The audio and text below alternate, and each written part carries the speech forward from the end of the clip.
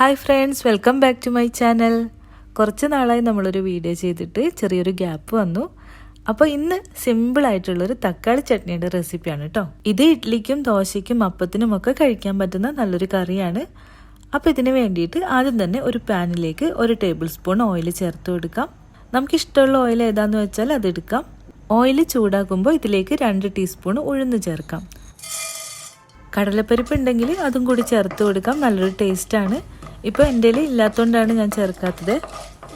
ഉഴുന്നിൻ്റെ കൂടെ തന്നെ 5 അല്ലി വെളുത്തുള്ളി കൂടി ചേർത്തിട്ടുണ്ട്. ഇതൊക്കെ ഒന്ന് നന്നായിട്ട് മൂപ്പിച്ചെടുക്കാം.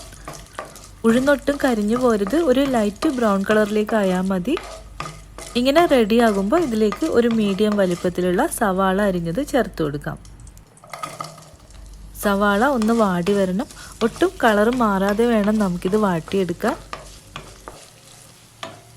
ഇങ്ങനെ ഒന്ന് വാടി തുടങ്ങുമ്പോൾ ഇതിലേക്ക് ഒരു 3 മീഡിയം വലിപ്പത്തിലുള്ള തക്കാളി കൂടെ ചേർത്ത് കൊടുക്കാം. തക്കാളി ചെറുതായിട്ട് കട്ട് ചെയ്ത് ചേർത്തതാണ്. തക്കാളി ചട്നി ഉണ്ടാക്കാനായിട്ട് എടുക്കുമ്പോൾ നല്ല പഴുത്ത തക്കാളി തന്നെ നോക്കിയിട്ട് എടുക്കണം. അപ്പോൾ ഇതും ഒന്ന് വാടിയിട്ട് വരണം. തക്കാളിയുടെ ഉള്ളിൽ നിന്ന് തന്നെ വെള്ളം വരുന്നതാണ്, ഞാനിതിലേക്ക് വെള്ളമൊന്നും ചേർത്തിട്ടില്ല. അപ്പോൾ ഇതൊക്കെ ഒന്ന് വെന്ത് വരണം, അതുവരെ നമുക്കിത് വഴറ്റിയെടുക്കാം. കുറച്ച് സമയം ഒന്ന് മൂടി വെച്ചാലും പെട്ടെന്ന് തന്നെ വാടി വരും കേട്ടോ. ഇപ്പോൾ തക്കാളിയൊക്കെ ഒന്ന് വാടി വെന്ത് വന്നിട്ടുണ്ട്. ഇതിലുള്ള വെള്ളവും ഒക്കെ ഒന്ന് വറ്റിയിട്ടുണ്ട്. ഇനി ഇതിലേക്ക് പൊടികൾ ചേർത്ത് കൊടുക്കാം.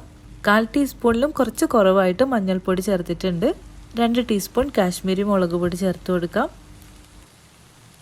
പിന്നെ ഇതിലേക്ക് 2 നുള്ളു കായം പൊടി കൂടി ചേർക്കുന്നുണ്ട്.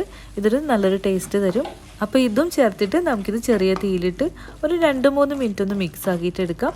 എന്നിട്ട് ഫ്ലെയിം ഓഫ് ചെയ്യാം. ഈ കൂട്ടിൻ്റെ ചൂടൊന്ന് തണിഞ്ഞിട്ട് വേണം നമുക്കിത് അരച്ചെടുക്കാനായിട്ട്. നല്ല ചൂടിൽ അരക്കരുത്, പുറത്തേക്കൊക്കെ തെറിച്ച് വരും. തക്കാളി ചട്നി അരയ്ക്കുമ്പോൾ നമുക്ക് ഇഷ്ടമുള്ള പോലെ ഒന്നുകിലും പേസ്റ്റ് പോലെയോ അല്ലെങ്കിൽ ചെറിയ തരിതരിപ്പായിട്ടോ ഒക്കെ അരച്ചെടുക്കാം. അപ്പോൾ ഞാനിത് മിക്സിയുടെ ജാറിലേക്ക് മാറ്റിയിട്ടുണ്ട്. ഇത് നന്നായിട്ട് തന്നെ അരച്ചെടുക്കാൻ പോവാണ്. വേണമെന്നുണ്ടെങ്കിൽ ഒരല്പം വെള്ളം ചേർത്തിട്ട് അരയ്ക്കാം. നമുക്ക് പെട്ടെന്ന് ഉണ്ടാക്കാനായിട്ട് ഇങ്ങനെ തന്നെ ഈ ചട്നി ഉപയോഗിക്കാം കേട്ടോ. അതല്ല, കുറച്ചുകൂടെ ടേസ്റ്റ് ആക്കാനായിട്ട് ഒന്ന് താളിച്ചിട്ടും ചേർത്ത് ഉപയോഗിക്കാം. താളിക്കാൻ വേണ്ടിയിട്ട് ആദ്യം 1 ടേബിൾ സ്പൂൺ ഓയിൽ ചൂടാക്കാം. അതിലേക്ക് ഒരു 1/2 ടീസ്പൂൺ കടുക് ചേർത്ത് കൊടുക്കാം. കടുകൊക്കെ ഒന്ന് പൊട്ടി തുടങ്ങുമ്പോൾ 1 ടീസ്പൂൺ ഉഴുന്ന് കൂടെ ചേർത്ത് കൊടുക്കാം. ഇത് ഒന്ന് മൂപ്പിച്ചെടുക്കണം. പിന്നെ ചേർക്കേണ്ടത് 2 ഉണക്കമുളകും കുറച്ച് കറിവേപ്പിലയും. എന്നിട്ട് നമ്മൾ അരച്ച് വെച്ച തക്കാളിക്കൂട്ട് ഇതിലേക്ക് ചേർത്ത് കൊടുക്കാം. ഒന്ന് നന്നായിട്ട് മിക്സ് ചെയ്തെടുക്കണം. ചട്നിക്ക് ആവശ്യമുള്ള ഉപ്പ് കൂടെ ചേർത്ത് കൊടുക്കണം. ഇത് കുറച്ച് സമയം കൂടെ ലോ ഫ്ലെയിമിലിട്ട് നന്നായിട്ടൊന്ന് മിക്സ് ചെയ്ത് ചൂടാക്കി എടുത്താൽ മതി. നമ്മുടെ ഇഷ്ടം പോലെ കൂടുതൽ വറ്റിച്ചിട്ടൊക്കെ വേണമെങ്കിൽ എടുക്കാം, നല്ല ടേസ്റ്റ് തന്നെയായിരിക്കും. ഞാനിപ്പോൾ ഈ ഒരു രീതിയിൽ ഫ്ലെയിം ഓഫ് ചെയ്യാണ്. ആദ്യം പറഞ്ഞ പോലെ തന്നെ ഇത് ഇഡ്ലിക്കും ദോശയ്ക്കും അപ്പത്തിനൊക്കെ കഴിക്കാൻ പറ്റിയ നല്ല ടേസ്റ്റുള്ള തക്കാളി ചട്നിയാണ്. വീട്ടിൽ ട്രൈ ചെയ്ത് നോക്കണം. അഭിപ്രായങ്ങൾ അറിയിക്കാൻ മറക്കരുത്. അപ്പോൾ മറ്റൊരു റെസിപ്പിയായിട്ട് വീണ്ടും കാണാം. താങ്ക്